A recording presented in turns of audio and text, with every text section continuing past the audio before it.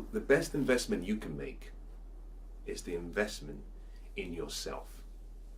I believe the first investment you should make should be to decide to invest in yourself first. You see, because your level of financial intelligence or your level of relational intelligence, wealth, health intelligence really is a function of your investment in yourself. So one of the biggest decisions you have to make, and I would encourage you to think about this really carefully, is that the first investment you want to make is in yourself. Now, Warren Buffett is considered to be perhaps one of the greatest investors that we've had in the 21st century. And he was asked the question, what is the best investment to make? His response was very, very clear. He says, well, the best investment you can make is to invest in yourself. Now he goes on to say, well, the government cannot tax it.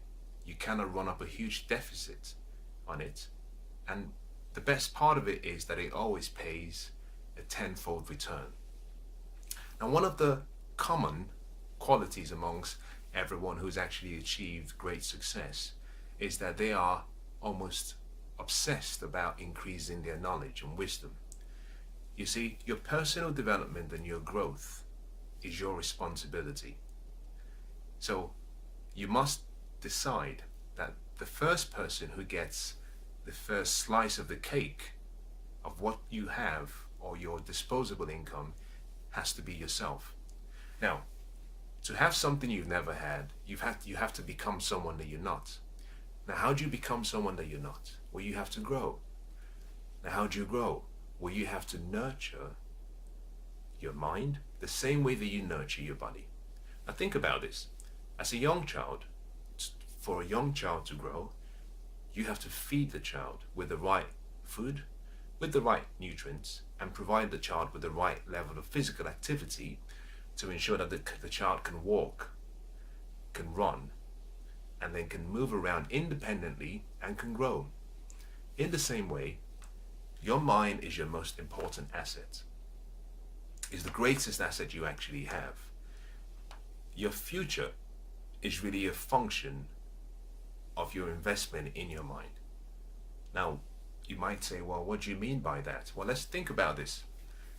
Everything you have and you currently possess today has not been freely given to you by life. When you come into the world, we all come in the same way. We're naked, we're ignorant, and some of us do cry, some of us don't. But we come in with nothing, and everything we have to work for. Now, we give our time in exchange for everything we have.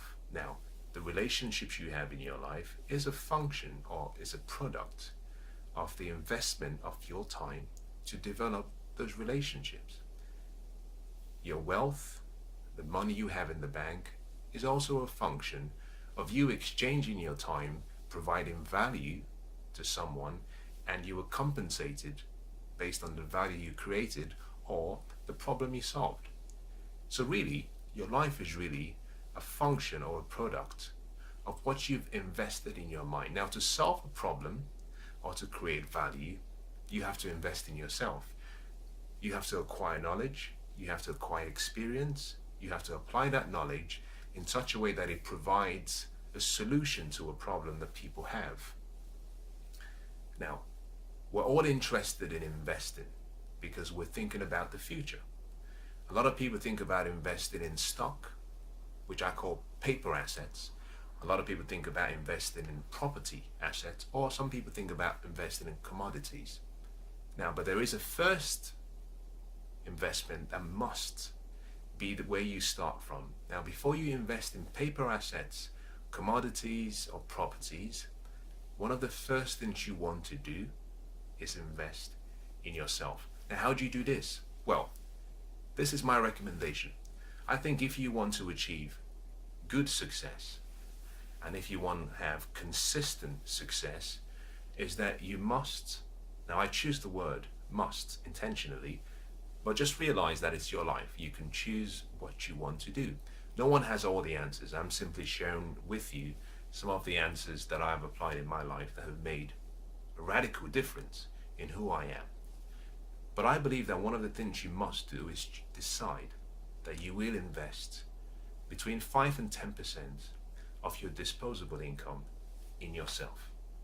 Now, before you fall off your chair thinking, oh, he didn't just say 5 to 10%, before you think, well, that's too much, let me ask you a question. What is your future worth?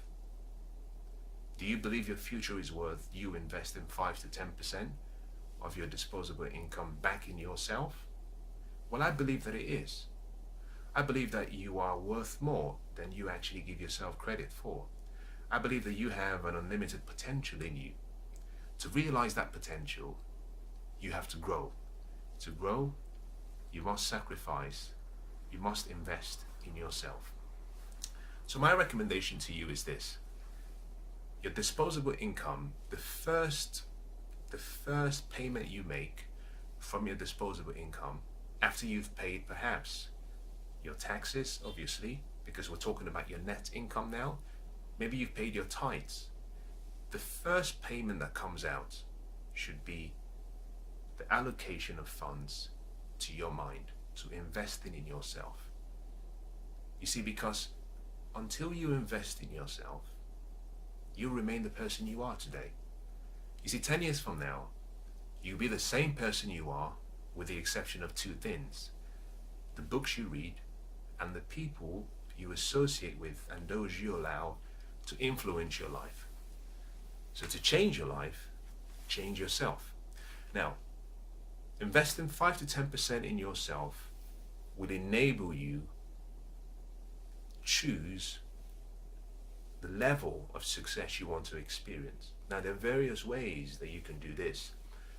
I think one of the simplest way is through books. Now, books are very fascinating to me. I think books hold and have the ability to take anyone, take them from their reality of where they are and transform them into a world that has no limitations, that has an unlimited potential. And if the person is willing and is able to apply the lessons, to apply the work, to put in the effort, you can get the same results. Now, the world is full of great books. We've had 7,000 years of recorded history. Now, in the 7,000 years, we've had some great minds. We've had the best of the best. We've had the movers and the shakers across different generations who have documented all of their ideas, all of their wealth secrets, all of their relationship accomplishments. They've documented what it really took, what it took to actually have the good life. And all you have to do is buy the book.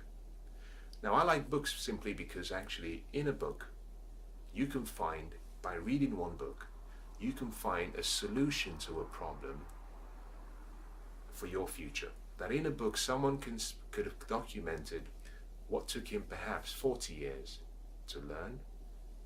He can document his life experiences, his successes, his setbacks, and the steps to repeat and achieve the same level of success.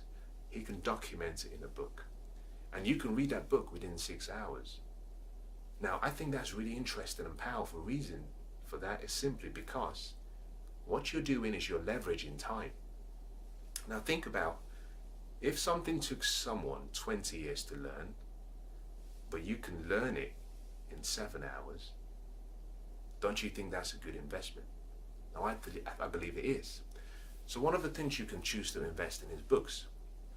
But I want to caution you. I don't want you to just buy books and have this stack up in your library and you have a beautiful library, but you don't read it. You see, buying information does not give you knowledge.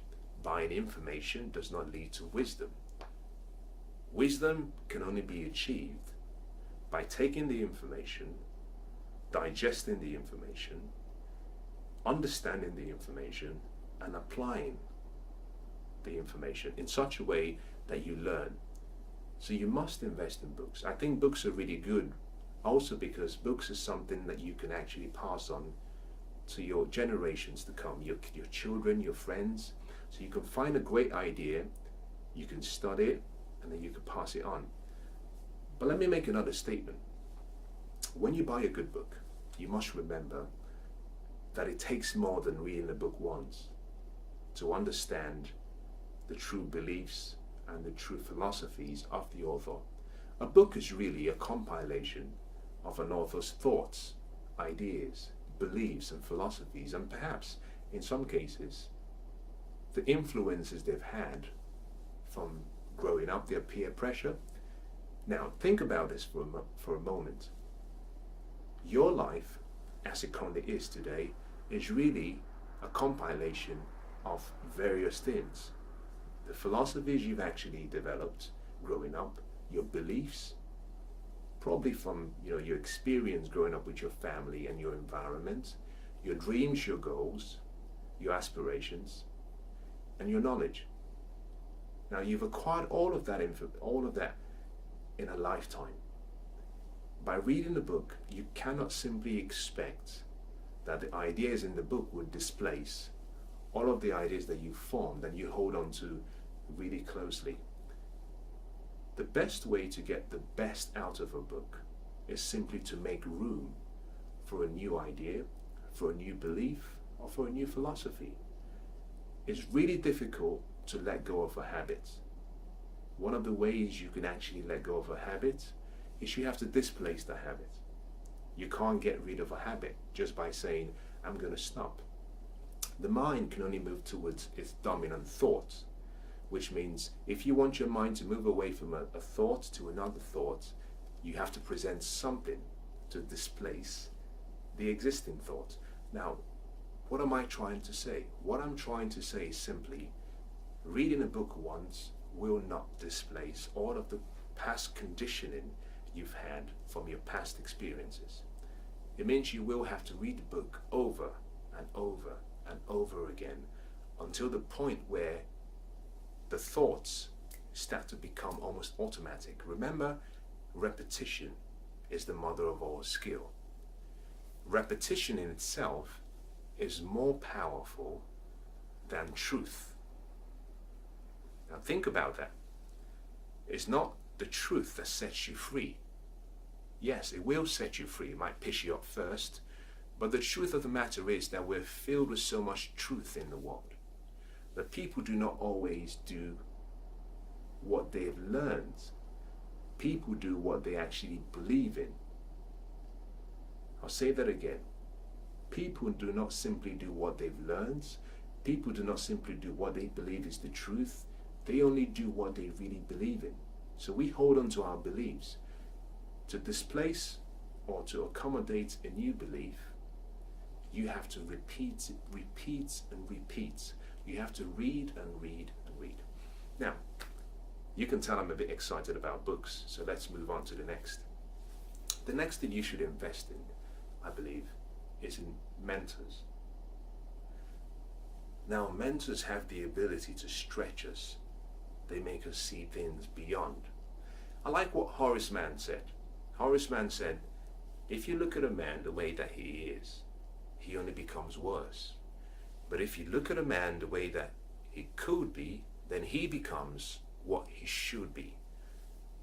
Now you can tell when the quote was written, it was so long ago. So you can replace and you can substitute the reference to man to meaning male and female. But the point is that actually that sometimes it's really important that you get around someone who can see way beyond your ability to see. The reason I love mentors is simply because mentors have developed the ability to see with their mind and not just their eyes. You see, through the experiences of achieving success, mentors have actually seen the good, they've seen the bad, and they've seen the ugly. And they don't really know what it takes to achieve success. And one of the things you have to do is decide that you're going to learn from someone who's achieved success in an area where you're trying to succeed in. And there's no better way to do this. And in my opinion, there is no easier way to achieve success than through the process of learning through a mentor and modeling their successes. Now, you might argue with me and say, well, I don't really believe in mentors. You're entitled to your opinions. All I'm suggesting to you is, we've had 7,000 years of recorded history. In the period since the world started, we've had a lot of people who have achieved a lot of success. My question to you is, why would you want to achieve your success using your mind alone? Now think about that question. We have 7 billion people alive today. Now that's 7 with a B. And amongst the 7 billion people, we have some great minds. We have some great people who have done so much. And guess what? Some of these people are happy to teach. They want to pass on the knowledge. They want to share their experiences because they understand that when the end comes, they're going to leave everything here. So they're looking for people to pass on the wealth of knowledge and information they've gathered over decades and a number of years.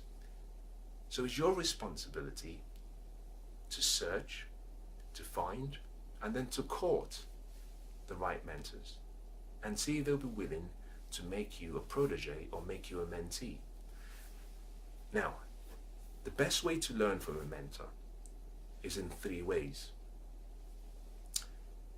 The most important, the fundamental way, is that you have to study them because successful people think differently. I'm going to say that again. Successful people think differently. They have a different set of beliefs and philosophies about life. Now, because they think differently, the way they react and the way they process information is sometimes almost opposite to the rest of the world. So the first thing you want to do if you're going to learn from a mentor is, first of all, understand how they think, understand their beliefs. Because if you understand their beliefs and their philosophies, it's very easy to produce the results. Now, I'm not suggesting that you give up your beliefs. I'm saying, why don't you make room for more beliefs? Until you understand their beliefs, it's very possible that you might revert back to using your old beliefs to solve a new problem. You see, I like what a famous writer said. He said that the thinking that created this problem cannot create a solution at the same level as the thinking that created the problem in the first place. I believe it was probably Albert Einstein. Now, I've paraphrased that, and I haven't really said it the way it was really, noted, and I understand. But the point I'm trying to make is that you cannot solve a problem at the same level with the same mind that created the problem. To solve a much bigger problem, you need a much bigger level of thinking. And a good way of doing that is learning from other people. The next step is actually you can learn through their actions. You can model what they do. Very simple. If you were to get a professional athlete and you were to get an amateur athlete, and you said to the amateur athlete, I want you to study this professional athlete, and I want you to study his body movement, I want you to study his breathing pattern, I want you to study how he moves around, I want you to study him precisely, and I want you to execute exactly what he does every single step of the way. I can guarantee you something. The amateur athlete will produce the same results. Now, he would only sustain the same results if he has the beliefs. And the reason is because life operates in cycles. We have different seasons. We are in the winter right now in London. The next, we might move into a different season next year. And so you go through the whole process of actually, winter, you go into spring, you go into summer, you go into autumn. It's a cycle. Now, you might learn the habits and the activities in a season and get the same results in that season, but as the season changes, you might have to adapt a few things, you might have to change a few things. And until you understand the beliefs, it's possible that you might be applying your old way of thinking to the new activities you're actually doing, which might mean that your results would change. And this is the reason why I suggested first start with how you think. To change your life, you have to change the way you think. So you've learned how they think, you've learned what they do. The final part of learning from a mentor is simply you have to learn the sequence of how they approach every situation. And that is an application of both a thinking process, an activity process, and what I call a feedback loop system. As successful people have committed their life to what I call constant, never-ending improvement. Is that they always have a feedback system which they're always asking the question, what can I do better? What can I change? You see, that is a very unique but a radical, very important part of keeping yourself growing. It's an essential part of mastery and excellence in any walk of life, is you always have to take a step back and ask yourself the question, what can I do better? I like what Brian Tracy says. He says, upon successfully accomplishing a particular task, always ask yourself two questions. Number one, what did I do well? And number two, what would I do differently? You see, the second question always holds the key to improvement. By asking yourself what you can do differently, you grow. You're deliberately practicing and you're improving. So by studying successful people and understanding the sequence through which they apply their thinking and activity, you put yourself in a position whereby you start to produce the same level of results, sustain the same level of results, and in some cases exceed the results that they had. So we've talked in some detail about item number 2, which is invest in mentors. The third, I believe, is actually invest in the right association, network. You see, when two or more people come together for a common purpose, something happens. I call it the law of agreement. The law of agreement is quite interesting. This is what the Bible says. Now, I'm going to steal a script from the Bible. I may have to paraphrase it, but it says something along the lines that one person will put 1,000 people to flight, but two people will put 10,000 people to flight. Now, it doesn't really make sense mathematically. If one will chase 1,000, then you would naturally expect that two will chase 2,000. But that's not what the script says. It says two will chase 10,000. Now the reason is simply because where two people have a common vision and a common purpose is that there is an exponential growth. There is an exponential return for the investment of their time, energy, and efforts. Is that when two people come together, they're almost unstoppable if they have the same vision, if they have the same purpose. So when you go into professional networks, something interesting happens. Being around and in the presence of people who have the same goal, who have the same drive, who have similar dreams, you're able to leverage all of their intellectual experiences. Now, I always recommend to people, I say, always invest in associating with the right people. And the reason is simply because that success has a fragrance. There's a beautiful smell that it produces. In the same way that failure has an odor, there's a smell that repels you. That sometimes all you need to do is get in close proximity with someone who is succeeding, someone who is successful. It does one of two things. Number one, it inspires you. By being in their presence, the fragrance inspires you. It ignites the greatness within you, the potential in you. It awakens something in you that makes you realize, I can do this. But the second reason is simply because when you're with and in the presence of people who have achieved good success, you come to the realization that they're no better than you, that you're just like them. And therefore, it's like the scales fall off your eyes, and then you realize actually that if they can do it, you can do it as well. So the power of testimonials is so strong, because when you're amongst and with people who have achieved great success, they share their stories. And the more you listen and hear the stories, the more you realize that they started right, and in some cases, far below where you started from. And therefore you find yourself encouraged and motivated to do more, to be more, and to aspire to have more. Now, the third, I just talked about the fourth investment you can make, I think is an investment in what I call a mastermind group. And what is a mastermind group?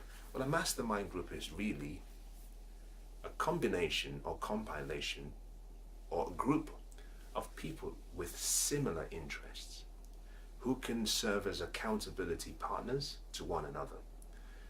A mastermind group is perhaps, and that could be a combination of friends, family, maybe business partners, but a group of people who have actually committed to meet regularly, where they can actually share their experiences, where each person can provide some advice, some recommendations to another person to ensure that that person achieves his dreams and goals. Now, if you cannot find a mastermind group, why don't you form one? Opportunities are all over the place. Opportunity will not always knock on your door. If you can't find an opportunity, you create one. And in the same way, you can always create your mastermind group. How do you do that? Just identify the right people that you think you would want them to give you counsel, people you would want to give you advice. And then approach them and say, I want you to be my mastermind group.